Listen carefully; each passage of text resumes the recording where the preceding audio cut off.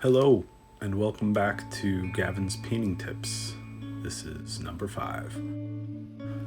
In this video, you'll see me paint something, go over it, and then paint something totally different.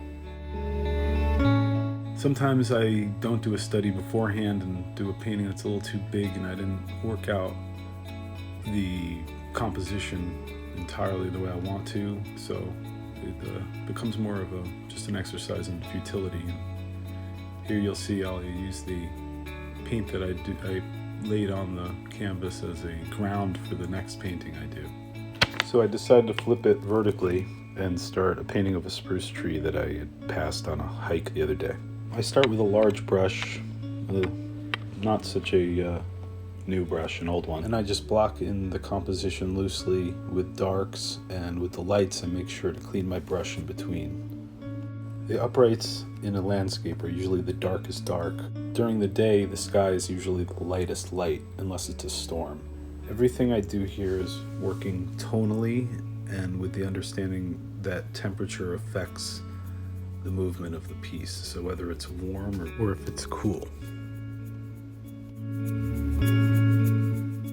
Now I move on to a smaller brush, a flat brush, and make sure all the edges are soft in the areas I don't want your eye to rest. In other words, I keep the areas of interest darker and cleaner, or lighter and brighter, so your eye falls on those places. A lot of the edges I fan brush and fade, keeping the sharp edges more towards the branches of the tree, and in the foreground some of the this birch tree I start painting in right there. Look for something that has a very high key in the composition in order to key up from light to dark as accurately as possible. I start painting the birch tree on the right as a device to lead your eye into the painting.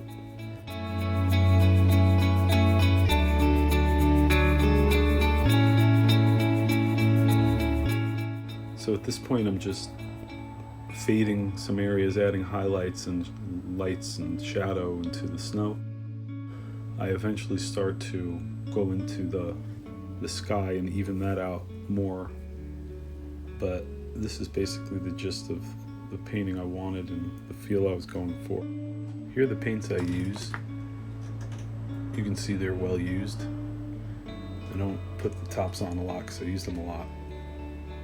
And my brushes.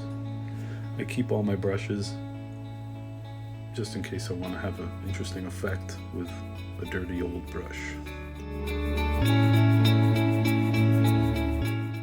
After the stage, I'll wait for it to dry a few weeks and then go back into it with some minor details. The birch trees on the left I kept slightly undone, knowing I'll go in later.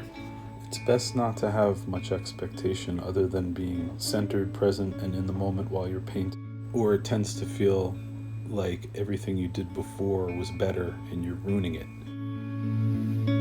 When you paint something, try to arrive at the work as balanced as possible. If you got something out of this video, make sure to hit the like button and to subscribe. Thanks. To see more of my work, go to www.gavinart.com.